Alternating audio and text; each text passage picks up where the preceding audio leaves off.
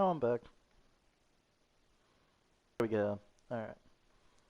So let me tweet this out real quick.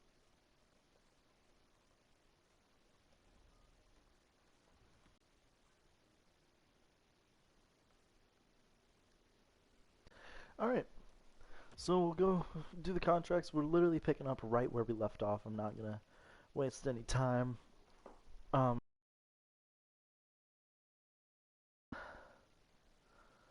both Gunler and Ponomarev back because I do think that they're important parts of this team. Um, I'm gonna say no to bringing back Buse this year. He wasn't playing, and he just isn't that good anymore. And it stinks because this is a guy that I picked 27th overall, and he's gotten to play in 168 games with this team. I was hoping that he would have played in a couple of games last season, but I don't think that he's worth signing beyond that, unfortunately. Ronaldo, I will give a contract to, just because why not? And Armstrong will not get a contract either. Goldobin's a good prospect and legitimately one of the better players on that Wolves team, so I am going to qualify him. I'm also going to sign Garnett. Oh, fuck, I didn't mean to qualify him. Okay, well, Kiprusoff will earn a contract as well. So these two prospects. Kiprusoff isn't the best, but I do think that there's a chance. Garnett is likely going to be a decent prospect with that low elite potential. So we'll go ahead and release these two guys because I do need to release them, otherwise I won't be able to sign some of these prospects. Burkholtz had 26 points and actually improved this past season. But at 25, he's pretty much what he is at this point. I'd rather go with Soro, who again was a first-round pick. This is his first 7 games in the NHL, and judging on his playoff performance, I think it's worth at least, a shot. We'll qualify him. We'll see what happens. Defensively, I'm not going to bring Johansson back. Afinogenov, this was another pick that was pretty disappointing. I'm going to qualify him just because he was a former first-round pick of mine. But other than that, I'm not, loving any of these. Not even any of the unsigned players here. Um, so, Trevor, I'm going to assume that you're the one that's viewing, so hello. If it's not you, then, well, hello, viewer. So we'll go to goaltending now, and Yoensu is the only goalie that's available for free agency right now, and I actually have Avery here, who is a high elite goaltender. So that means I'm also going to trade McKenzie. Um, high elite's just way better. Which means I can keep Yoensu. I'm going to qualify him. Welcome back. Yeah, I just got some cookout real quick because it's probably the closest restaurant to me that I can eat and then leave. Okay, so the associate coach does not want to re-sign for the AHL. That's fine. I can just get a new one. Okay, did anybody say no? No. Okay, cool. So I'm good. There's not going to be a ton of change this year for the NHL franchise. I don't think there might be. I think there might be. I think this might be the same roster, minus Johansson, but plus Byram, so works out. 5-foot tree.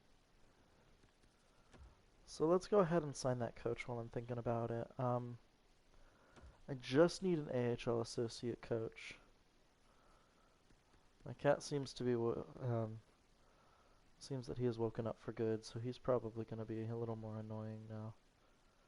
We put in an application for him to get a little sister today, because we found this really cute cat at PetSmart.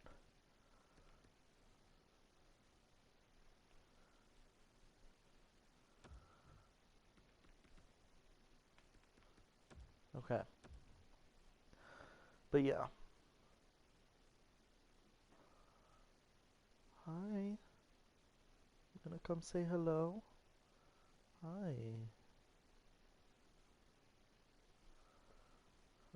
He was assuming I wanted to play. He's a little heartbroken right now. He's a little mad. he thought he thought I was going in for like I was snapping at him for playing, and no, I'm just here to, you know,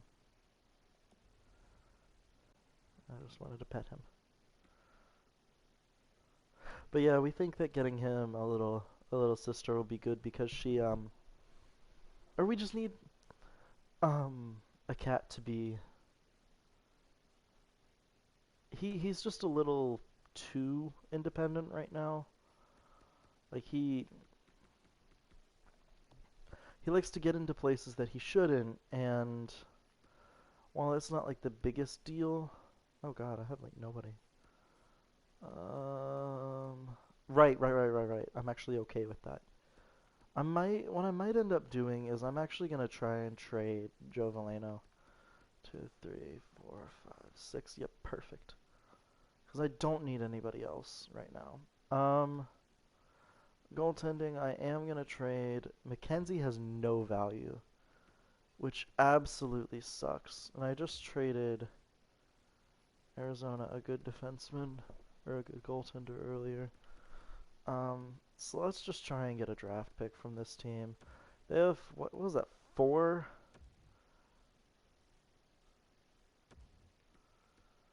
Okay. I might only be able to get like a 5th round pick for this guy. Really? He's an 85 overall goaltender.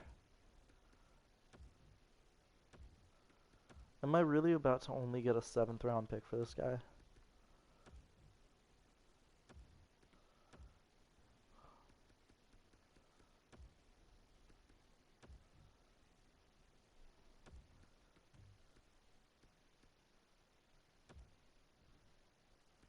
That's absurd. Why is a draft pick this?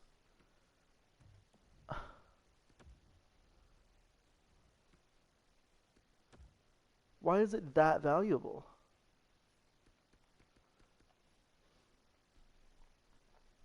And how is an 85 overall goaltender? That's 25. How is he that bad?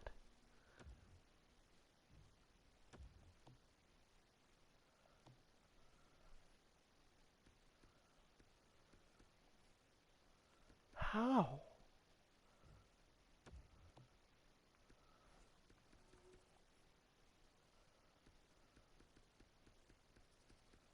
That's ridiculous. This game is stupid.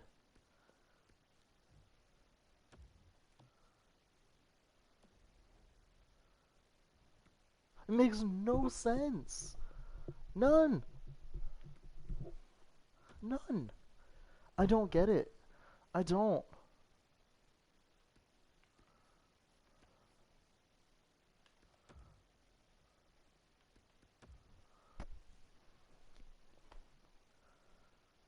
He's on a good contract. This is the dumbest shit.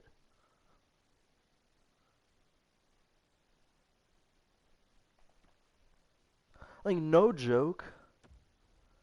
This game is stupid. For one, there is no reason, none, no reason whatsoever for a draft pick to cost this much. Like, Mikhail Sergachev would be worth like the 15th overall pick. Like prime, like Svechnikov at 31 would be worth like maybe 10th overall. Maybe on his own. Whereas in real life, he's untouchable. But in this game, a random magic bean is worth more than Svechnikov. It makes no sense. None.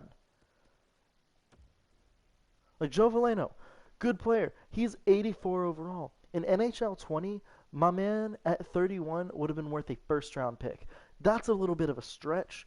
And you know what? Maybe like a second and like a mid tier prospect would be more accurate. But like, solid player.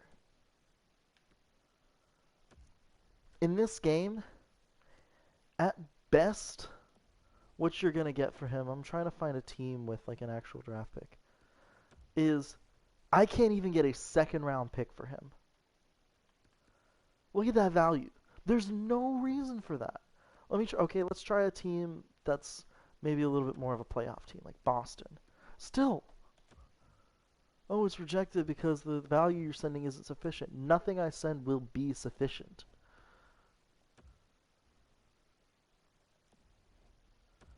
Like I could trade here. Montreal's second. This is a reasonable deal.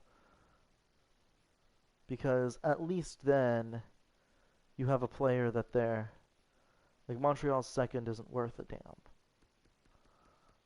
And hey, you know what? It might be. In the sixth, adding a fifth here, let me add a fifth round pick to this trade. Adding a fifth round pick to this trade, which will more than likely end up being nothing. Look at how much value that adds. Also, the color scheme with the green and the white is awful, and I hope they get rid of it. It's just like,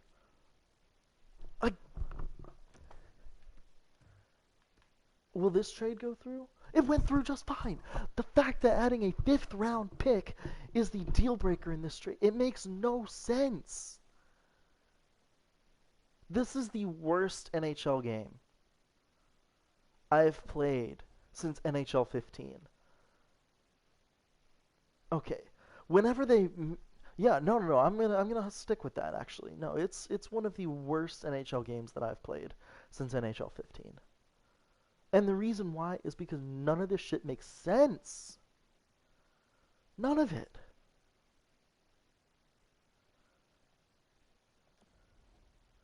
Like, the color scheme is awful. It's impossible to read. They, yes, they changed Be A Pro, but Be A Pro got boring as hell. It's the same stuff over and over and over again. It's a great concept, but like, unfortunately, it just kind of dies.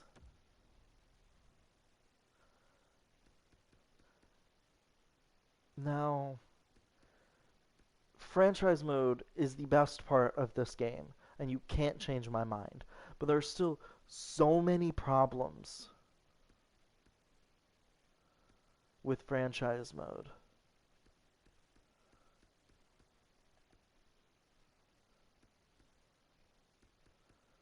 I haven't touched any of these settings. Let me try rules.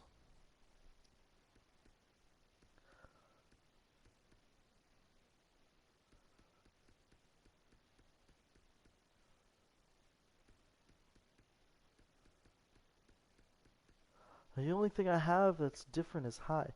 Like even me, if I moved it to easy trade difficulty, it wouldn't matter. Like, let me try it. But still, like the fact that like a draft pick is worth this much, and they keep saying, "Oh, we're trying to make this game more realistic for our fans. We're trying to make sure that it works and that fans get the best possible experience." And I'm like, it's the same thing. The trade deadline is cool, but like it doesn't really work. Like, it doesn't do anything. Like it, I could do the same thing on deadline day. Like, yes, it's nice seeing, like, having one spot. Um, it's nice having one spot where I can have like I can see what's available. But it doesn't do anything. See, like, even changing it to easy difficulty, like, I can't even get a seventh round pick for a legitimately good goalie.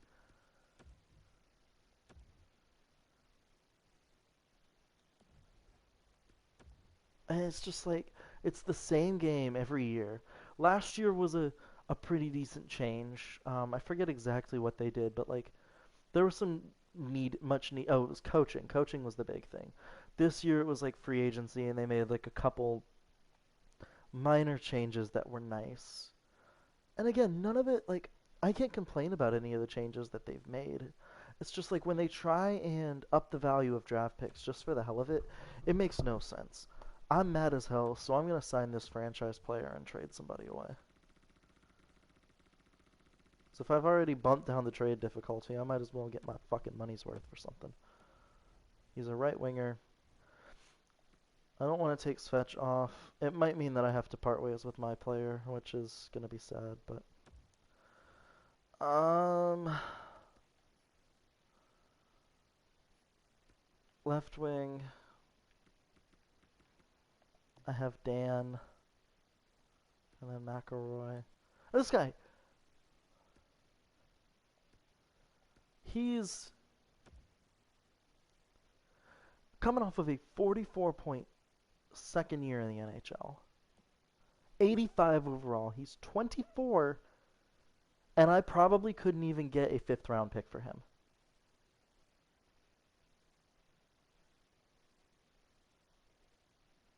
What the hell?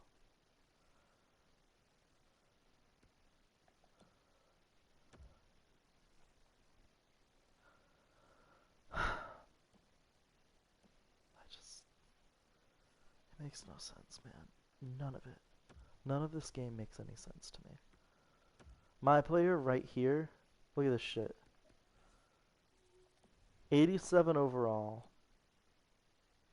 28 years old, a consistent 50 to 60 point scorer aside from one anomaly of a season when the Islanders were terrible.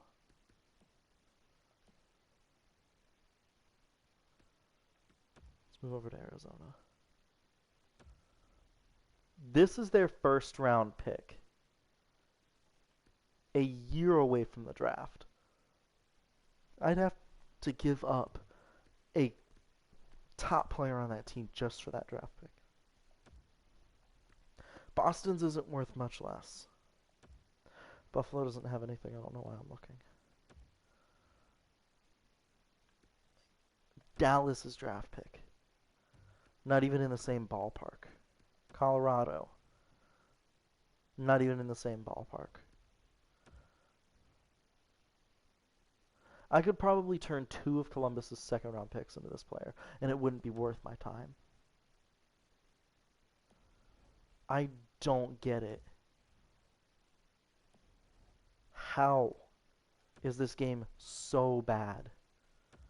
Sure, I'll take a second round pick for Edmonton, but that's literally already half of my player's value, maybe even up to 2/3 of my player's value. Like, there's no possible way I win this trade. They just drafted this guy, Liam Prince. I don't know why they signed him. I'll sign this guy. I'm gonna try and do this. The trade's accepted.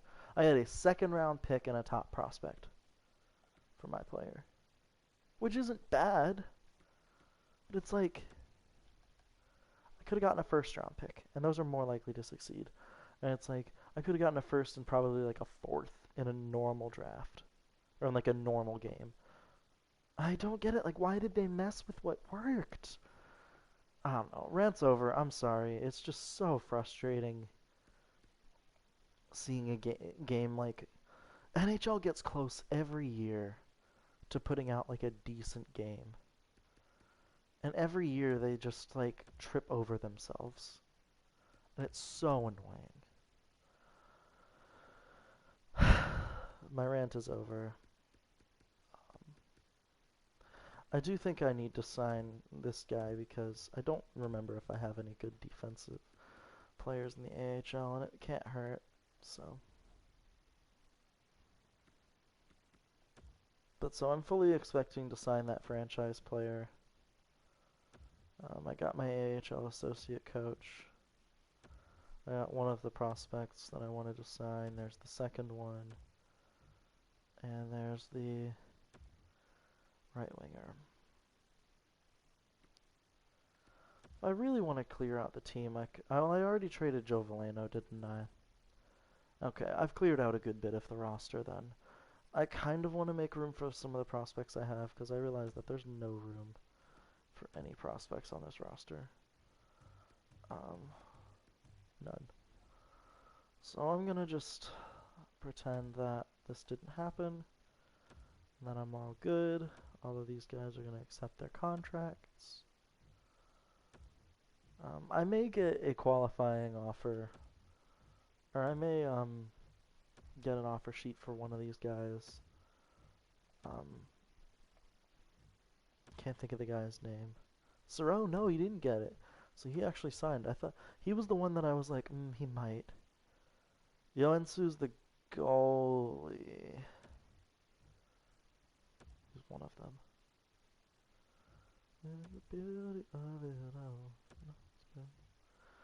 I don't know. That rant just had to happen. I'm sorry. It's just really annoying because NHL, like I said, they just get so close every year, and then they just trip over themselves and make just the same mistakes. And it's like they're so close to having a great game, like a great video game.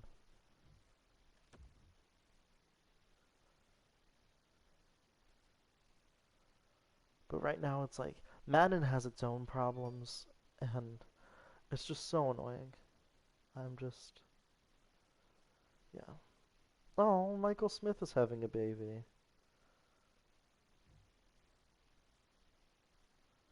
God, the dog is adorable. It's a cute dog.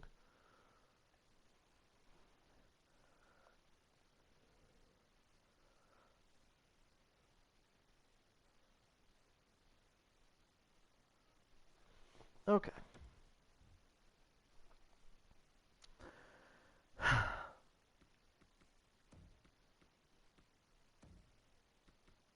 Like this line is gonna be good.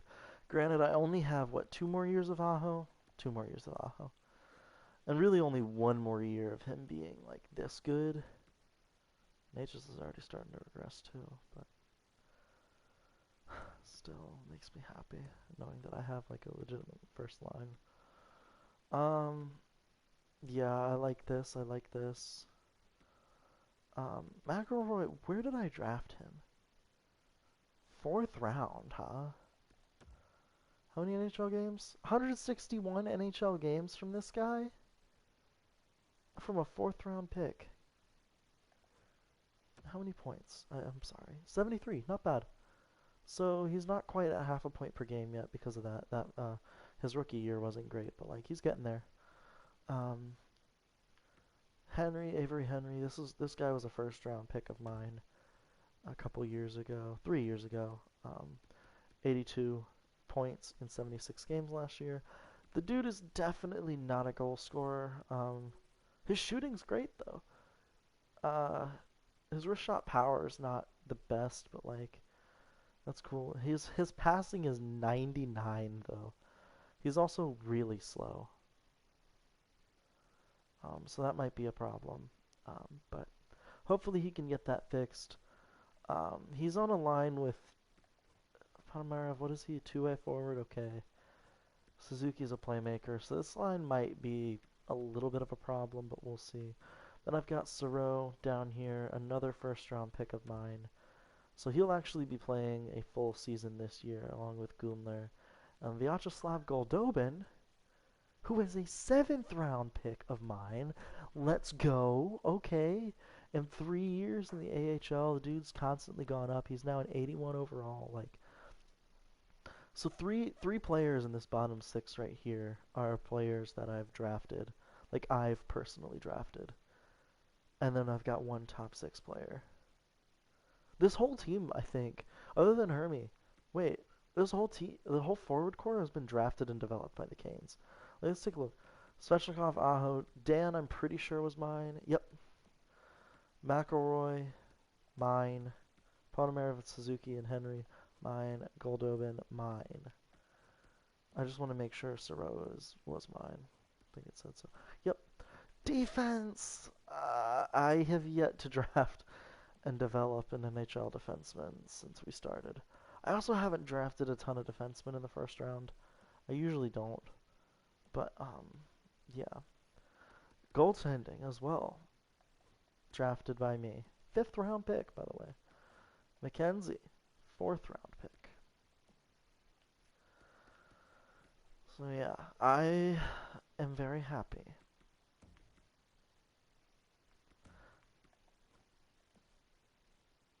That that's the case.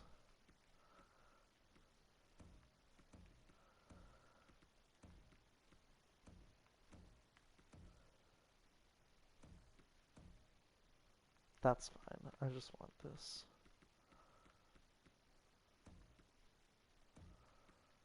Oh, well then, that doesn't do anything, does it? My defense is old. Other than Byram and Hefner, 33, 33, 34, and 32.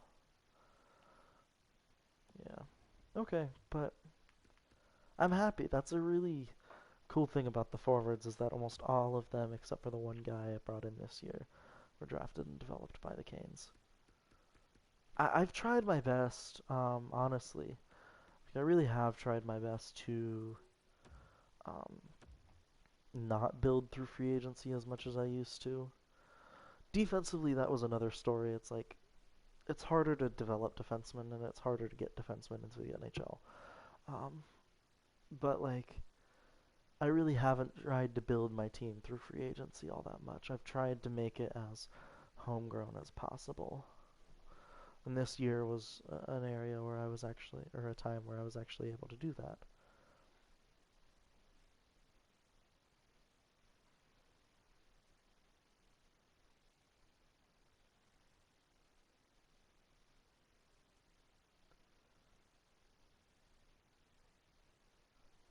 So, 7-0-0 in the preseason, craziness.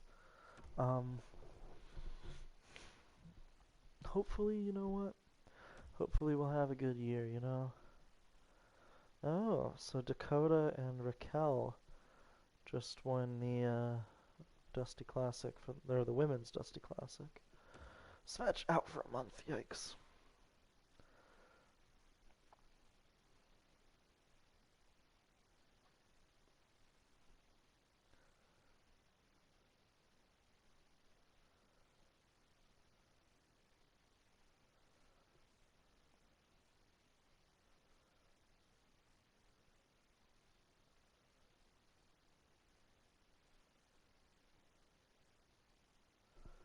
All right. So we're 3-1-0, including a 9-1 win. 4-1-0, just kidding. A 9-2 win over the Coyotes, which was pretty crazy.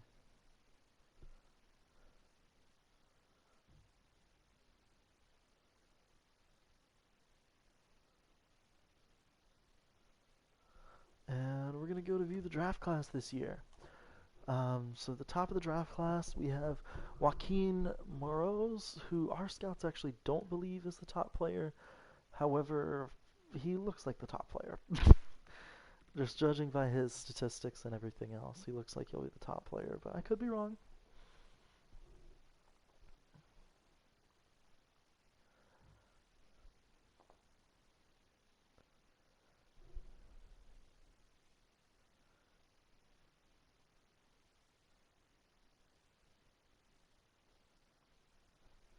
Minnesota fired their coach, and that's the first time I've seen a coach get fired in quite some time. Um, crazy.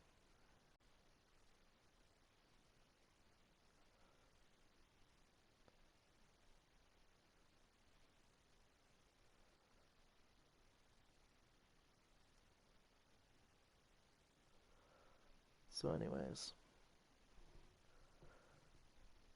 5-3-2 is not as good as I thought we would be this year. I know the bottom six of the team got worse, but I'm legitimately surprised that the team's not doing better. And then a 7-0 win changes my mind on that. Okay. I don't know how good Pittsburgh is, and I'm pretty sure they got the second overall pick last year. So it's likely that they're not that good, but like, I'm still pretty surprised. Oh, Svetch has been out. That's why we haven't been doing that well.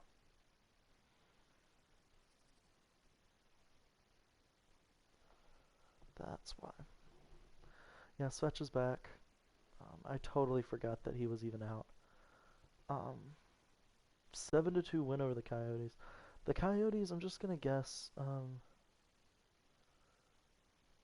gonna guess that they're not that good because we've beaten them 9-2 and 7-2 this year.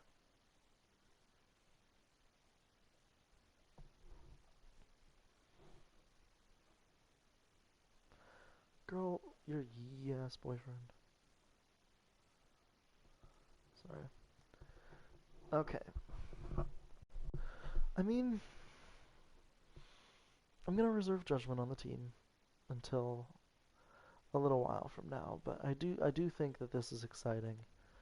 I'm also gonna real quick because I forgot to do this.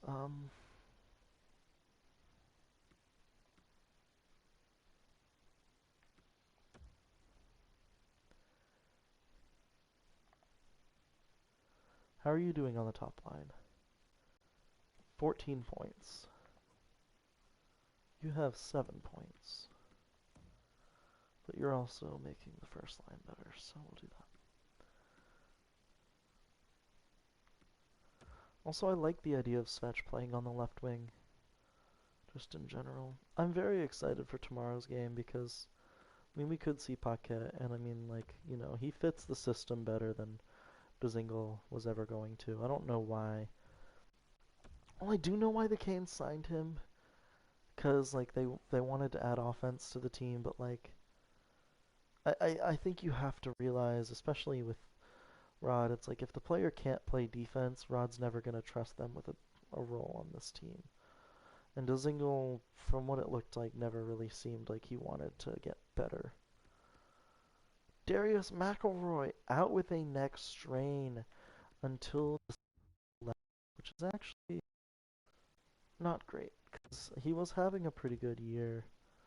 Um, who? Rudens?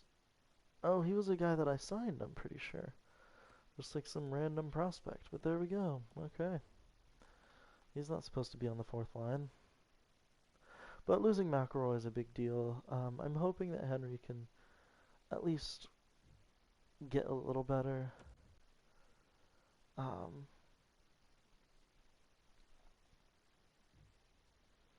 but we'll see. Good year for rookies this year. Playing on the second line with Natchez, though, like he's not going to be able to keep up, and that's a concern. It definitely does seem, though, that this team is a little worse than last year's team, which makes sense. They're not as deep.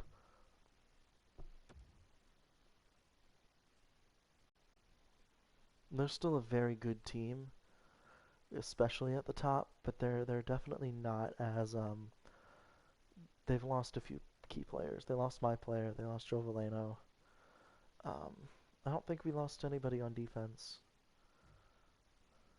Um, but we're going with more. Oh, Summerose is a franchise player. Okay. The Goulet comparison, I'm pretty sure that that's an okay comparison for a player to have. I don't know a ton about him. Um, I think if I remember, he was like on the Islanders line or something. I don't exactly remember. Or he was like,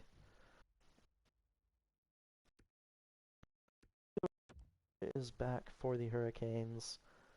And we're going to have to do the old switcheroo. Do that.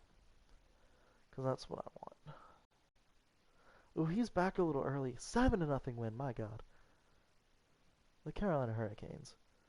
Just absolutely dunking on the New York Rangers at home ice. You love to see it.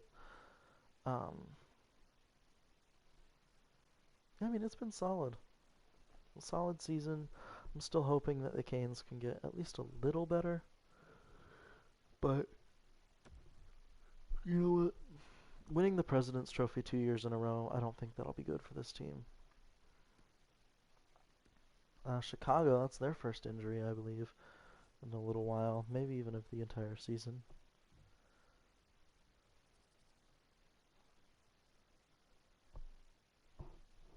Okay.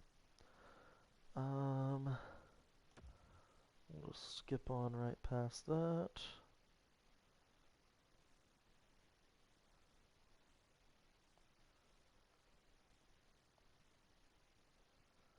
Um,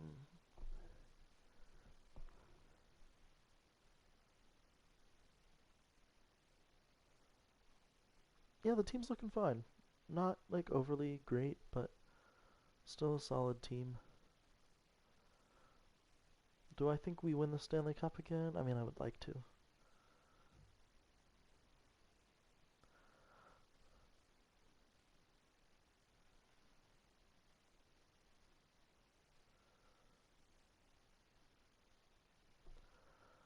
Ugh.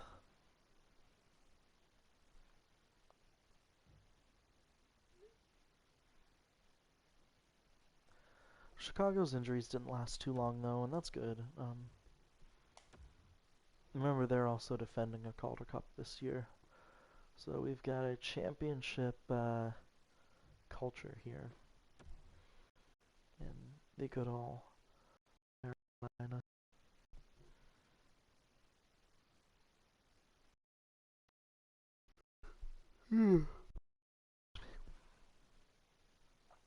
My goodness.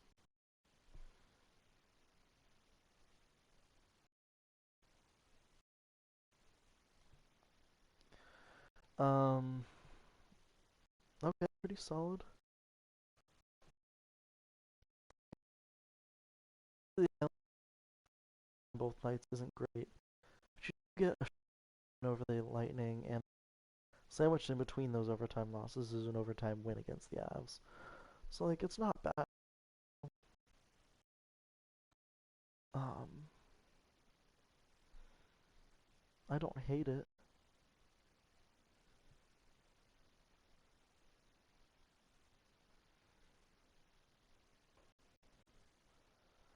but you know,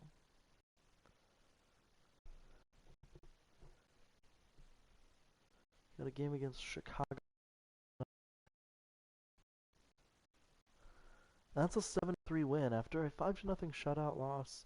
That's a good way to rebound.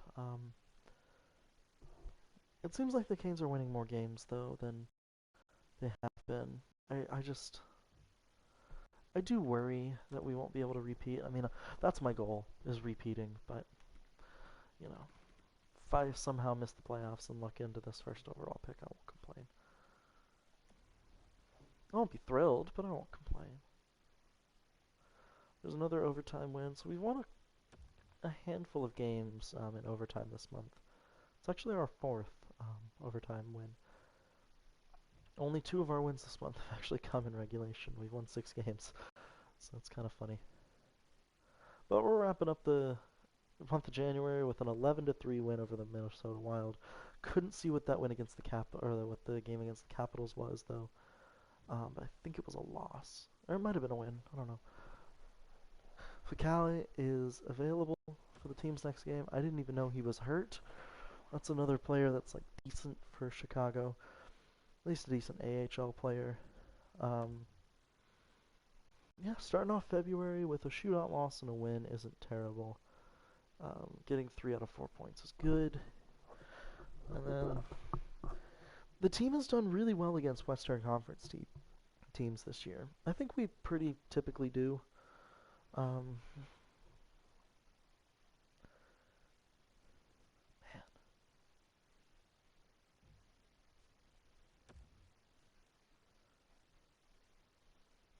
I don't know. Is it just me or does this season seem to be going by a lot slower?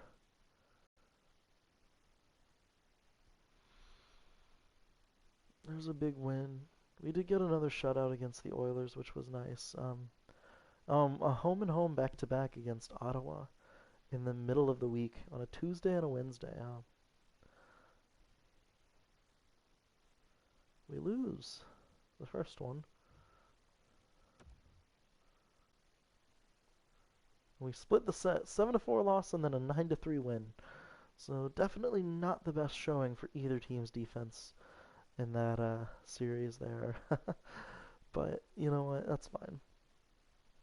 6-0 win over the Maple Leafs is pretty good as well. And we're heading into the trade deadline after a 4-1 win over Columbus. So we're on a 4-game win streak heading into the trade deadline. I just want to see who's available. I don't believe I'm going to make any trades this year just because, I don't know. I have extra assets. Mitch Marner at 34 years old is available, as is Dominic Bach, former Carolina Hurricane.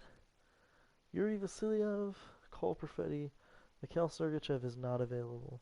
Josh Williams, Martin Necas is not available. Dylan Guenther is not available, or is available. This wouldn't be an awful pick. Or is it Gunther? Gunter. I don't know.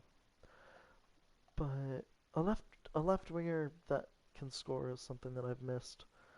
So Calgary has traded Dylan Cousins, Alex Tuch, and Axel Anderson to the Sharks in exchange for a first-round pick and a prospect.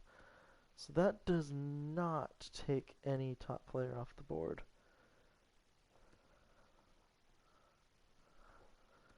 It does not take any top player off. McKinnon, but not you. Yeah, I don't know how accurate this is, though.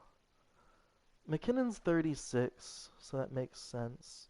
St. Louis has traded a third-round pick and Akil Thomas in exchange for 2/3 and a prospect. Um,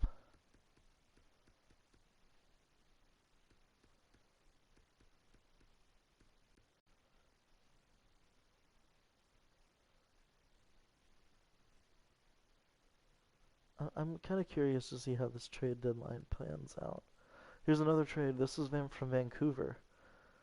Roslovic and Wallinder for a fourth in exchange for 2 prospects. So far, I've seen 3 trades on the bottom, and that's actually all that's gone down so far. So pretty slow to start the day off, but this should pick up pretty soon. I wouldn't be surprised to see a team maybe pick up a guy like Vasilyev here, a goaltender.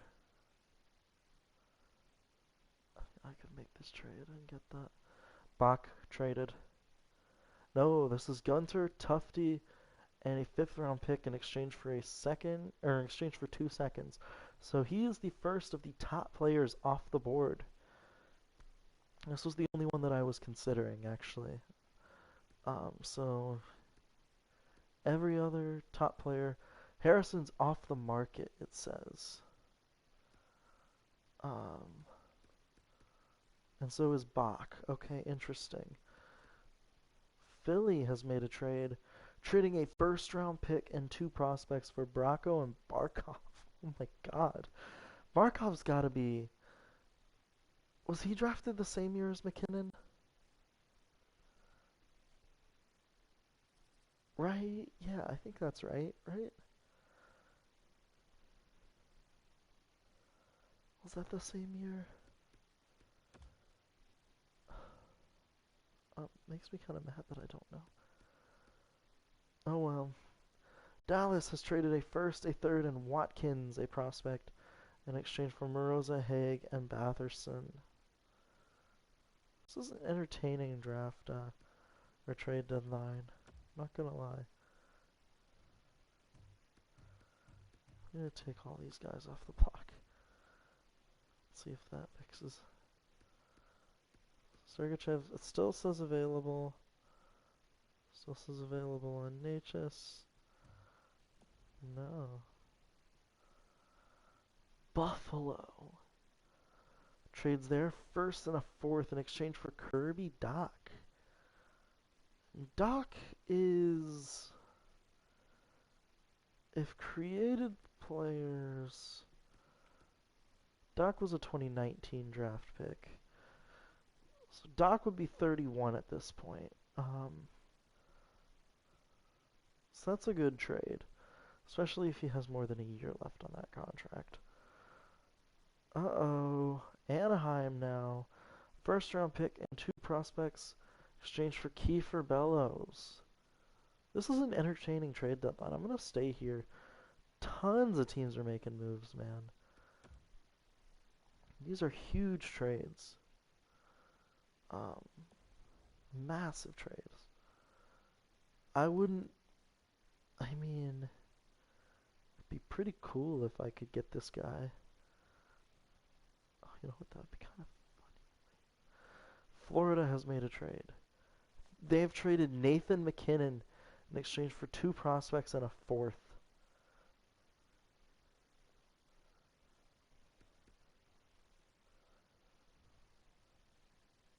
Just for you know what's and giggles. I mean, he's older. But it's like, oh, doesn't meet their needs. Philly loading up, right? Yeah. Los Angeles trading a 3rd, Burkholz and Honka. Burkholz being of the Canes in exchange for Wolski and a 3rd. Um, so Burkholz was a Canes prospect, or a player on the 4th line for a couple seasons. Um, Florida gets Mironov and Roche. I'm going to see... You are 4th in the league in points, by the way, Trevor. Florida got a few players. The Oilers just made a trade. Prince Brassard and Beach in exchange for Evgeny Svechnikov and Danton Heinen. Okay. So they got Mironov, who's 72 overall, 19 years old, 15th overall pick defensive defenseman. And who was the other guy? What was his name? Roche. 23, 77 overall, former 17th overall pick. Has 21 NHL games with Philadelphia to his name with 6 points. So, not great. That's not a very good return, actually, for Nathan McKinnon. That's, I would say that's actually pretty bad. But well, we made prospects and some picks. What's left on your contract? I can check real quick. They probably locked you up for a pretty long time, I'd say.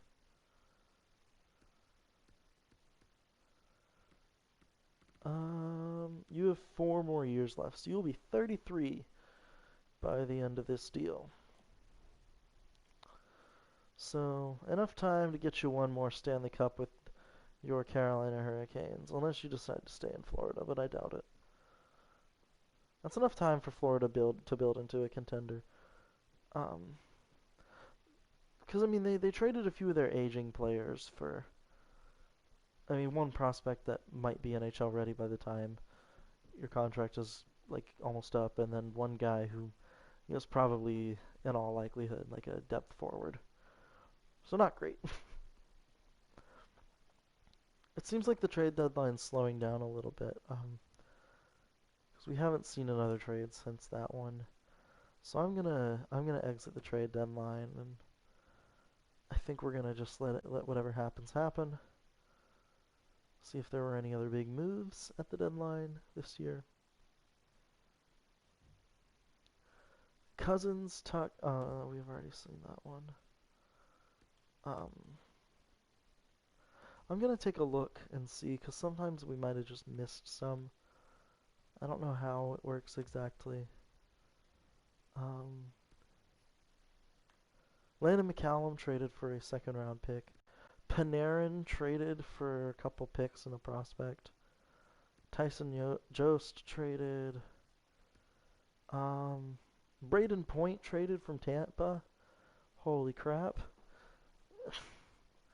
Okay, so we did miss a lot. That was it. So, yeah, we missed a couple decent trades. Hermie is the top point producer on the team with 59 points in 62 games. I don't know why I'm trying to sim all that way. But here we go. Montreal. And we got the shootout louse here. Henry out with a mild concussion. Yeah, there's a shootout win, so they break that. And Henry's back for the game against the New Jersey Devils. So not too much missed time for the young prospect. I guess player at this point. He's a player. 7-1 win over the Pittsburgh Penguins, who are not last in the division. They're actually tied for last. We'll go to the Central Scouting rankings, though. This year I have a handful of picks. So the Gems and the Bus, still none in this draft, which is a little concerning, but I think we'll be okay.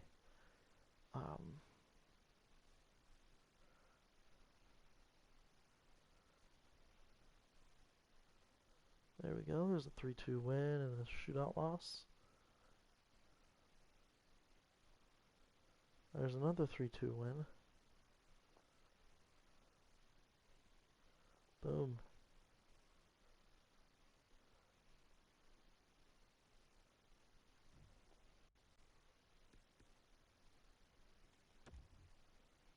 Alright, so we got a big win against Dallas. Canes are 44, 28, and 9. Wait a second, are we not good enough for the playoffs? Oh no, we are. Okay. I got worried for a second. I was like, oh my god, we're not in the playoffs. So we're third in the division. We will likely finish third in the division. Oh no, we will finish third in the division.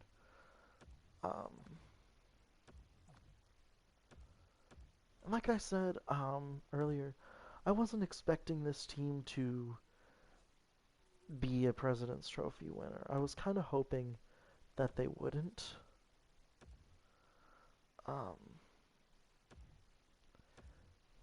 But we'll take a look. Florida, obviously, since they were selling, did not make the playoffs. Hermie led the team with 79 points. I did also have some regression.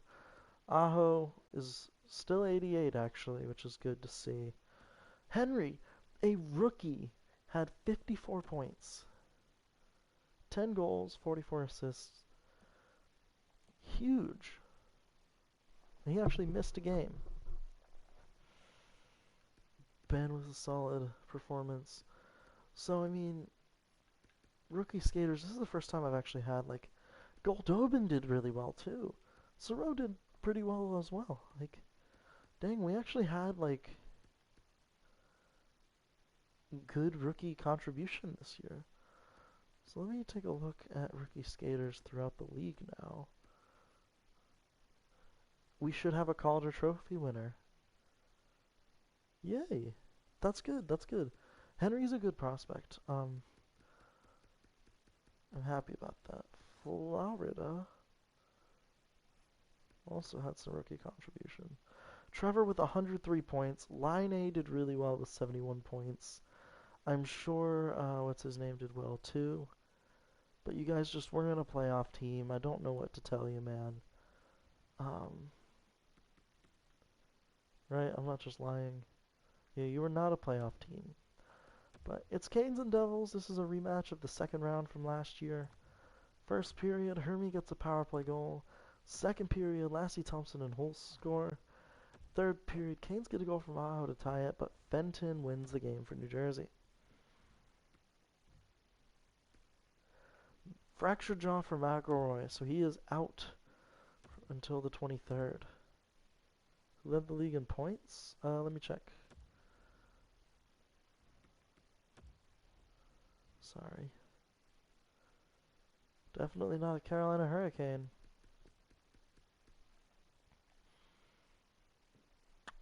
Dmitry Leonov, a franchise. I think this is the guy with the Gretzky comparison. He had 108 points one year. Nothing below 68 points in the NHL, which is kind of absurd. Then Timothy Howard, the guy's center, had 107 points, who's back-to-back, he's high elite, back-to-back 100-plus point seasons. And since he entered the league, nothing lower than 60 points. Insane. And then you were third, then Austin Matthews. And then Kevin is right down here. Crazy, right? Yeah, San Jose was. Well, what's crazy is like you left San Jose like right as those players were like entering. Because you've been with Florida for a couple years now, at least 2 or 3. Um, Actually, I think this is year 3 for you. It's like those players like just broke in as you left. But what would have been crazy is they would have had a first line of you and those 2 franchise players. That would have been unstoppable. Svech with a goal in the second period. Third period, Dan wins the game. Sergachev gets the icing on the cake with an empty netter. But yeah, that would have been a crazy good first line for San Jose. And what's crazy is San Jose, despite all that, is losing 2-0 in their series right now. AHL season's over. Chicago is a playoff team.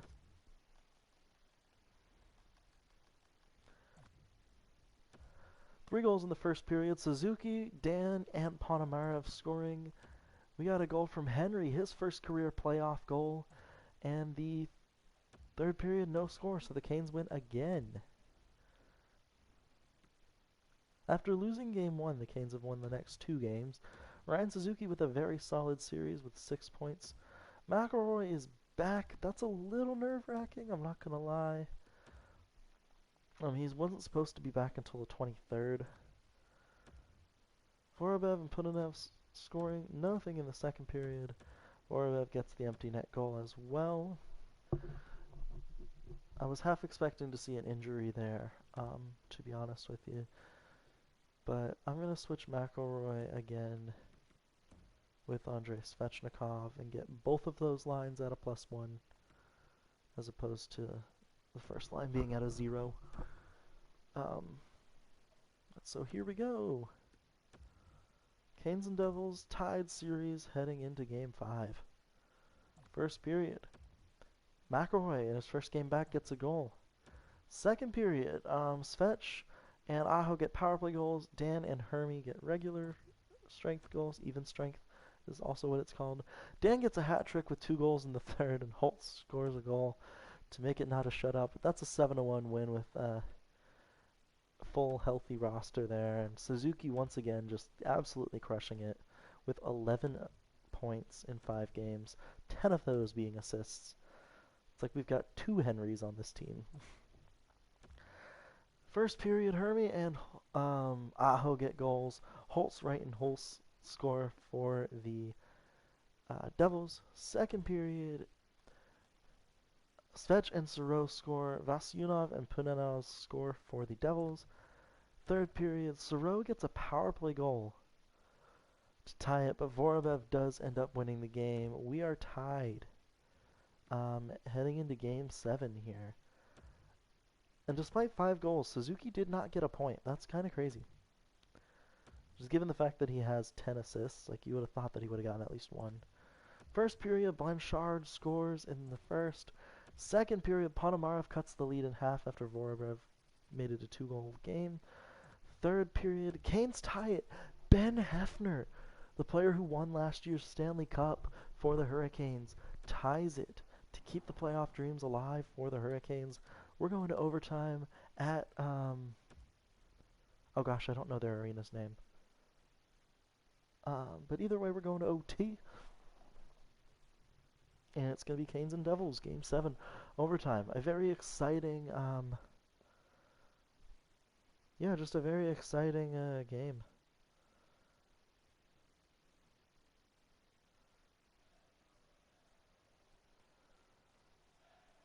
Okay. So here we go. Aho versus Jack Hughes on the face-off. Aho wins it back to Sergachev. To Aho. Or what? What? There's 2 Sebastian Ahos. What? There's 2 Sebastian Ahos. Okay. Hermy with a shot and Pelly makes the stop.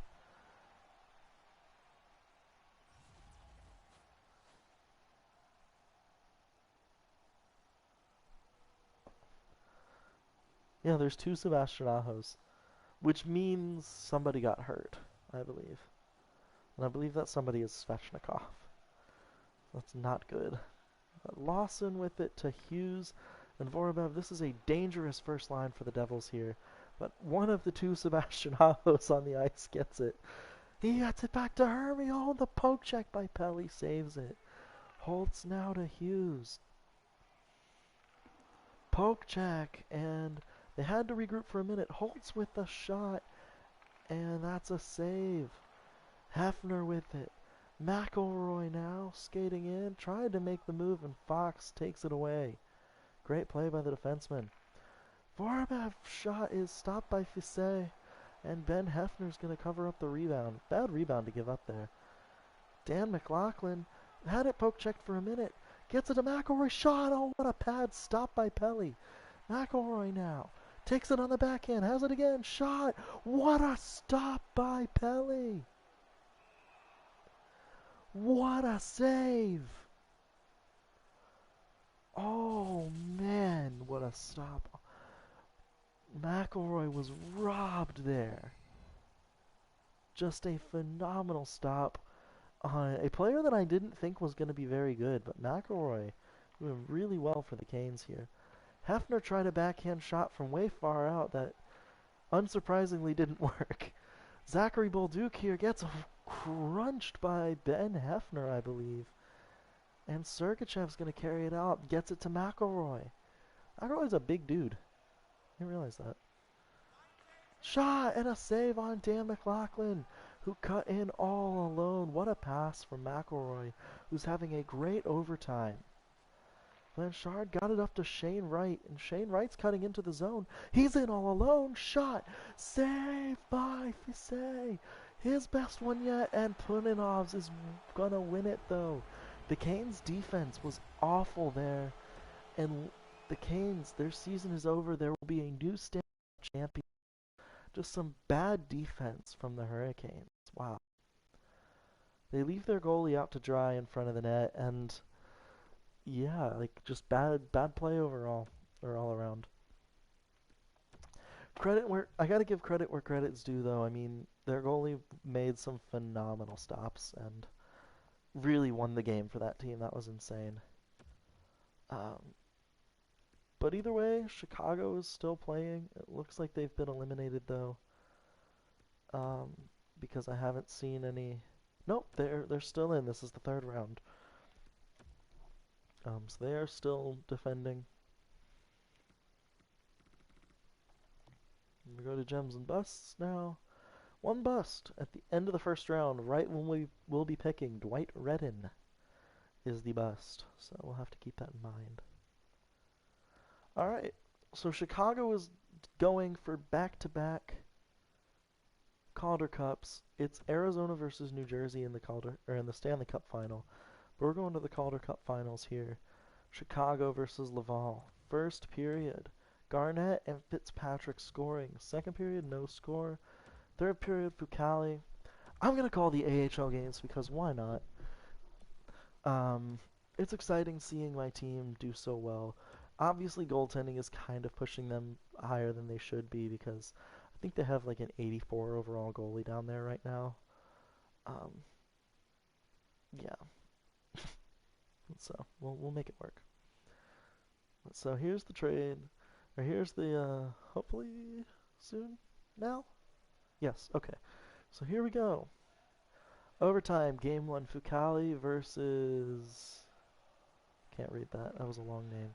Nicolishin to Wilkinson to Kavanaugh to Alfredson. Oh my God, their players' names are so long.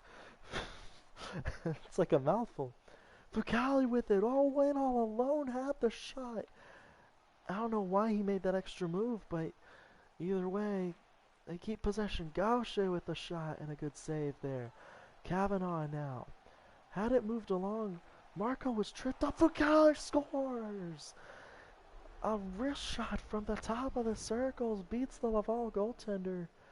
And Chicago's going to win here. So this is actually... Marco is 20. He was my first round pick 2 years ago. Fucale with the shot, and this is a shot that you absolutely need to stop. No screen, a lazy wrister, and you move your glove down. When if you just kept the glove up, you would have saved that. That's a bad goal to allow for the Laval goaltender. And Chicago, I mean, I can't complain. Chicago takes a 1-0 series lead, but if that was my goalie, I'd be mad. Jackson Caldwell is leading the team in scoring so far. There's not as big of like a there's not as much of like a disparity in like points. Like he's not a point per game player. Lawrence with a shorty. They've tied it. Fucali with another goal and Cool, I believe a former first round pick as well, scoring. So now we're going to overtime. I was all ready to write that game off and just move on to game 3, but here we go. Overtime, game 2. Anything could happen. This is a good Laval team too. Like it's a very even series so far. I mean, both teams. Obviously, these games have gone to overtime. It's it should be exciting. So it's Fucali versus Alfredson on the face-off. Alfredson wins it to Nicolishin, to Wilkinson, and to Alfredson. It's basically the same face-off play that they do. Lawrence had it, turned it over to Perot. Shot, blocked. Another block, and Marco's going to pick it up. Great defensive play there. Good to see from the 20-year-old. Perot with it now, gets it to Wilkinson, and Laval's on the attack. Another poke check by the Wolves, and Gauche is going to have it now. He gets crunched along the boards, and Nicolishin has it after that big hit. Alfredson just teams playing, basically just kind of pass the puck and turn it over at this point. Kavanaugh got bumped off but gets it back. Nicolishin at the point. Wilkinson now trying to move it to the slot. Great save by Avery. He's going to hold on. These are such ugly jerseys, man. Fucali is 4th in goals in these playoffs. I'm surprised that Chicago didn't go with the second line here. This is a pretty tired first line, so I'm not sure why. Nicolishin, though, hit off of it. What a save by Avery.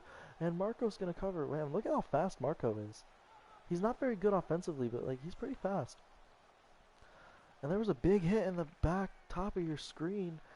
Faith now gets hit pretty hard by Lawrence. And Arnason has it to Caldwell.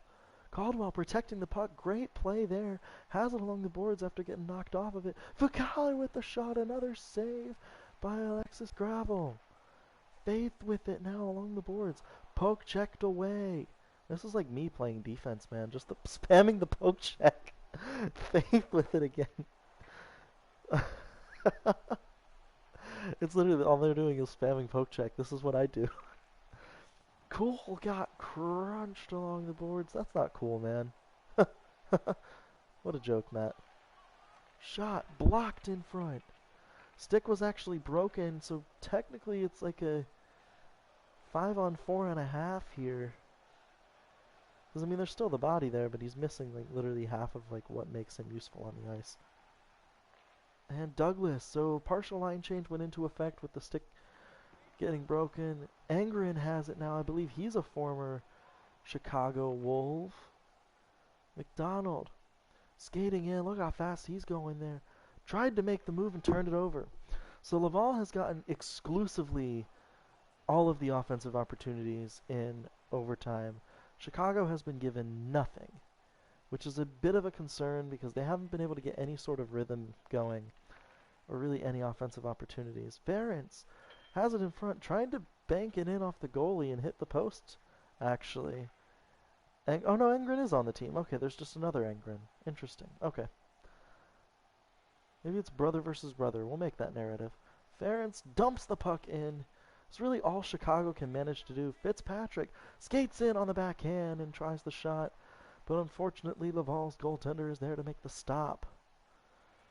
He didn't really have to move. He just kind of skated into the goalie. What a hit there on Engren. Fucali now. Chicago first line's back out there. Wilson with a shot. Misses the net. Engren for the Wolves. Gauche. Bad pass through 2 defenders and Ovechkin, but not Alex. Skates in. Susi now. Gets bumped off the puck. Gauche has it. 2-on-1 with Fucali. Fucali skating in on the side. They broke it up. Sort of Fucali's shot. Stopped by Gravel. Gravel's in it. Gauche's shot. Score! Chicago wins it. They finally got it. The first line got back out there, and that's really so. It's pretty clear that Chicago's first line is the only good line after how everybody else played.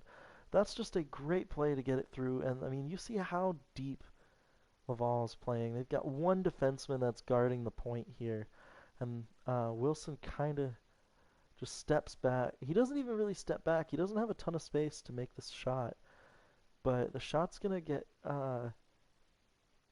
taken, and it's gonna go through Alfredson, and oh baby, just let's take a look. Just under the glove, right past the glove. Wow. I'm gonna try and get it.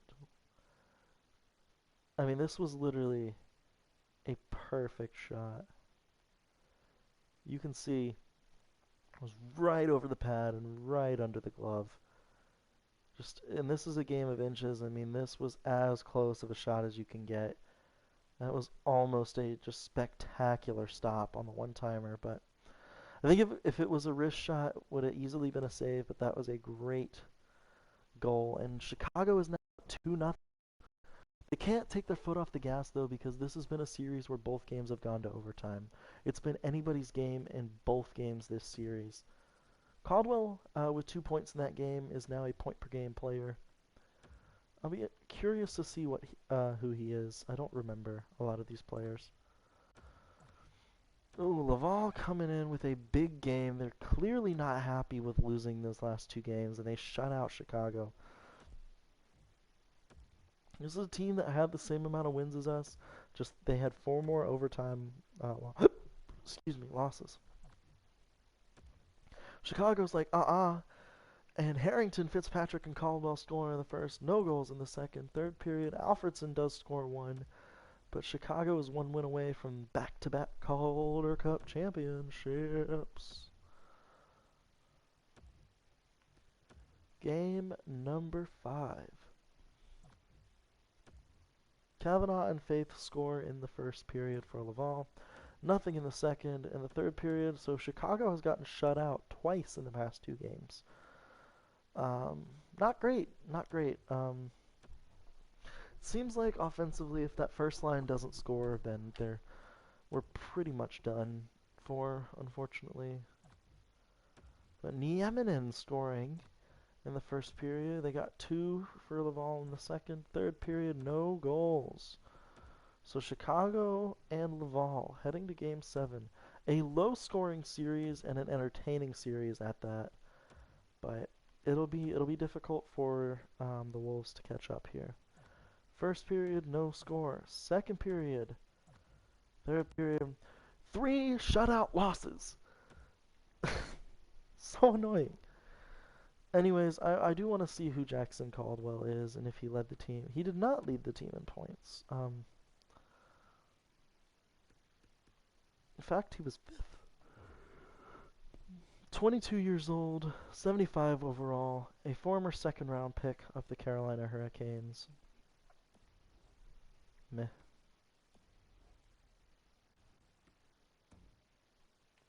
Okay. But Chicago comes close. They end up losing in Game 7. New Jersey ends up winning the Stanley Cup. So we did lose to the Stanley Cup champs, but that doesn't make me feel any better, you know? New York moves up from 15th to 1st overall to get the top pick in the draft, and Florida actually traded them that pick. So that's gotta hurt if you're a Panthers fan. You think you're just like a low risk, you think you're getting rid of the 15th overall pick, like no big deal. You end up getting rid of the 1st round pick. Trevor, oh god, I just realized that's your team. I'm so sorry. There is a defenseman, an offensive defenseman named Ruslan Ovechkin in this draft. He's definitely not as good as the last 7th round gem that I picked up. But, I mean, this is still a pretty solid 19-year-old whose skating is not good and whose defense needs work. But this is a player that I could turn into an NHL player. So we're gonna see what happens there. Retired players, I should not have any on the Carolina Hurricanes. Correct, I do not. So, we'll take a look. Any former Hurricanes on this list? Elias Lindholm, Nino Niederreiter. Other than that, not really. So we'll move on. We'll take a look at the awards, of course. I think it's funny that you were third in league scoring and your team didn't make the playoffs. If it makes you feel better though, you were the last team eliminated, and you probably would have made the playoffs if McKinnon stayed on the team. Like your team just wanted to get assets for the future as opposed to waste McKinnon, because I'm pretty sure he retired.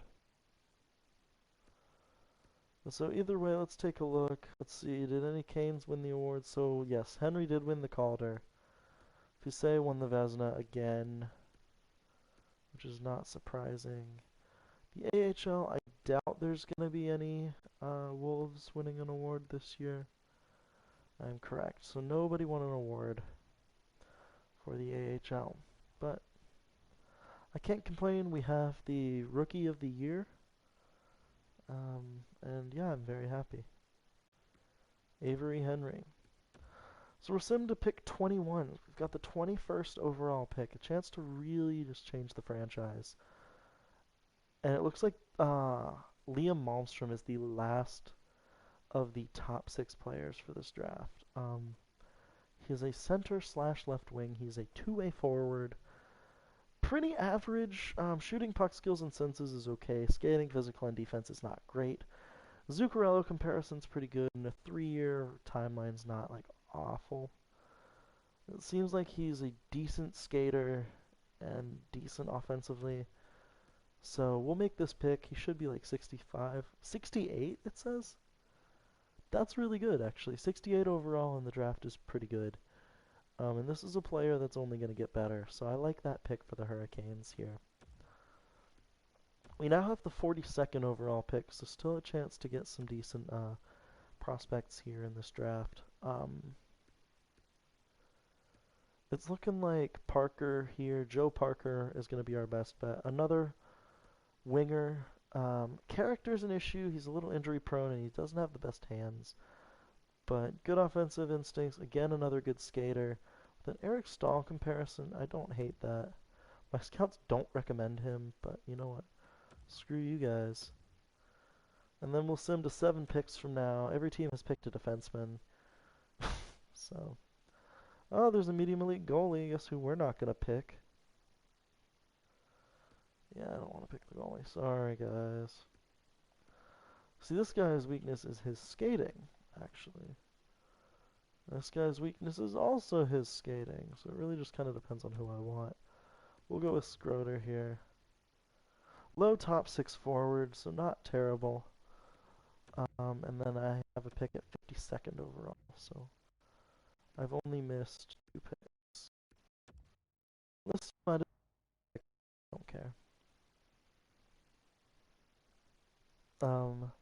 Here we are, we're going to pick Randy Wolski. I don't pick defensemen all that often, and I need one. Low top 4D, okay. There's not a high chance that he'll make it. Very rarely do any of the low players actually make it to the NHL. I'm probably better off picking, you know, like somebody who's actually like medium elite or whatever. So there's this guy, Ovechkin. I'm going to wait another round or two to pick him just in case. There's a low top 6 forward here and Wesley Boyer. There's a couple low top 4D. That guy's not going to be very good. That's a guy that, like, if I really wanted to, I could get him in free agency after the draft. You know?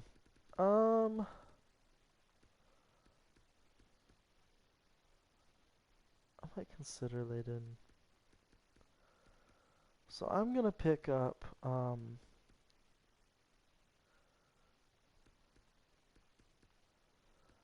going to grab Boyer here. I've picked a lot of wingers in this draft. He's 66 overall at 20. That's not bad.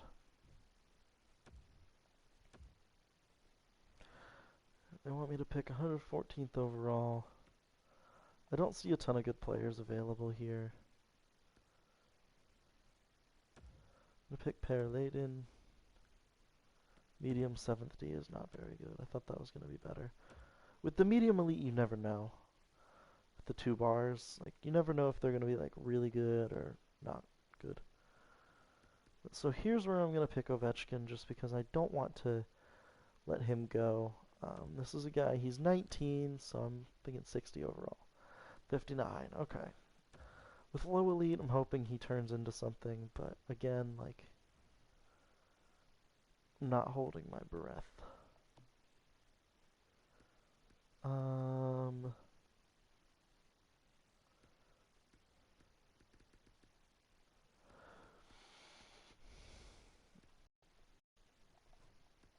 yeah, again, that's just a guy that I could draft in any year. Um, so I'm just gonna go with LeBlanc here, just in case. Medium bottom 6. Yeah, looks like that's what most of those guys are gonna turn into. Okay, last but not least, the last draft is I am gonna go try Kenny Hughes, who's 20 and 1 contract. We're gonna pick him. We talked to his brother. His brother said, yeah, he's fine. And his brother lied because we got rid of him. It's my conspiracy. A few coaches need to have contract extensions here. Namely, my assistant coach that wants head coach money, whatever. My AHL head coach, who back-to-back Calder Cup final appearances, is going to get an extension. Like, it would be ridiculous not to extend him. And yeah, scouting, most of these scouts will see contract extensions.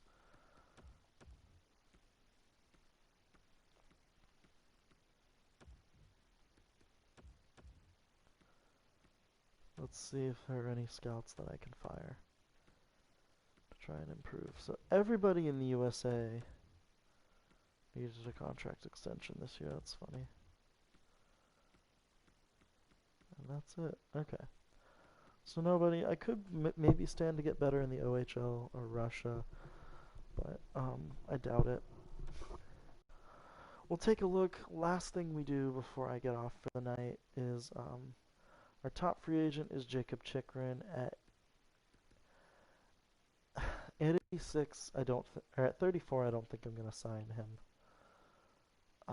Same with Sergachev, Timmins, and Werenski. So this is gonna possibly be one of those years where I maybe not tank, but where I try and find help elsewhere.